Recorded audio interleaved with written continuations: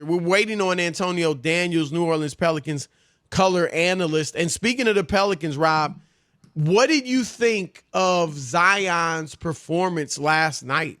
He put on the show. Yeah, he did. They finally let him play. I didn't understand the other stuff. If you want a restriction, then why did you let him loose in that game? It just doesn't make any sense. They just put themselves in a tough spot where they don't have a lot of wiggle room because they lost 2 of the first 3 games. There's only 8 games left in the regular season. Yeah, they're going to have trouble getting in. Now, they do have the easiest schedule. Yeah, but by far. But it's still unbelievable. Right. But I'm just saying it ain't a layup. No, I think it's going to be Portland in that last playoff spot, but we'll see. The Pelicans have a shot, but look, for all the doubters and naysayers and critics and whatever you want to call them of Zion, I think of all the people he wanted to send a message to, it was people within his own organization. Is he here? I'll tell you. Let's bring him in. I want to ask a question, too. Antonio Daniels, New Orleans Pelicans color analyst. What is up, man? How are you? What's happening? I'm good. Fellas. How are you guys? This we is going are to be great. a very interesting conversation. I can imagine what's coming now. Well, we were talking about Zion. I do want to ask you one thing, Chris, go ahead, because Rob. I think I did text you. Didn't I text you something yesterday while I was watching? About Zion? And I'm going to ask. Yes, I'm just going to ask. You did. And Antonio, help me out. I know you're not there. You're doing the games remotely, correct? Yes. Yes. He looked fat to me, and I'm just going to call it like I see it. I text Chris that after watching the game. How does he look to you? I'm just keeping it real. I don't. See, the thing is, I would never use that word in reference to him. Overweight. How about that? Yeah, let's just be. I'm sorry. For Maybe me, I shouldn't have said that. Yeah, for me, he's the only thing he looks to me right now is winded. Okay. That's what he looks to me. Okay. Like that's the whole point of playing him in bursts, because you can't play him for lengthy minutes. And when he went home, or when he went to the family emergency, and then you have to come back and quarantine for 4 days. Right. In essence, he was inactive for 12 days. So just to try and ramp yourself back up, and then in the games when you're only playing 14 minutes and 15 minutes, like think about this. In the first 2 scrimmages, he played a total of 29 minutes in 7 different stints. Think about that. Wow. So that's a little over 4 minutes per stint. So for me, like as these games start to go along, and you'll see him start to get a little bit more minutes, just like it was when he was injured, when he was coming back off injury. Like, when it gets over 5 or 6 minutes, you can see him being winded, and this is what he has to work himself through. All right, I'm of the opinion, and I'm not a doctor, but I know there's 2 schools of thoughts out there. There's the school of thought that Zion needs to drop some weight, kind of like Charles Barkley did when he first came into the league.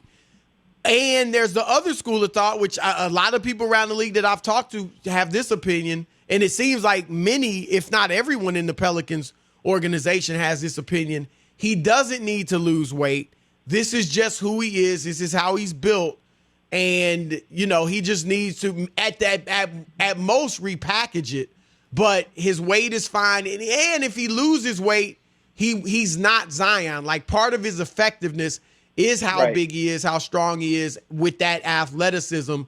I just look at it, Antonio, like all the injuries from high school to Duke to preseason to summer league to, coming back, and we know it's just cramps, but he didn't get through the practices. And then now he's on these minutes restrictions. Like, I just wonder if the weight with that torque and that explosion, if he does need to drop weight, where are you at on that? Which school of thought are you in? We've had this conversation, and my thought process on this hasn't changed. I want to see how Zion looks physically, when we can have this conversation when he's played 40 straight games. Mm-hmm. Because what will happen is your conditioning and your body will start to reshape itself with time on the floor, with actual minutes. So if you think of who he was when he came back against San Antonio, 19 games later, he didn't look like the same player at all. Physically, I'm talking about as far as the eye test, right, or statistically speaking, he was not the same player. And that was in 17 games because he missed one game in there, Indiana, from a twisted ankle.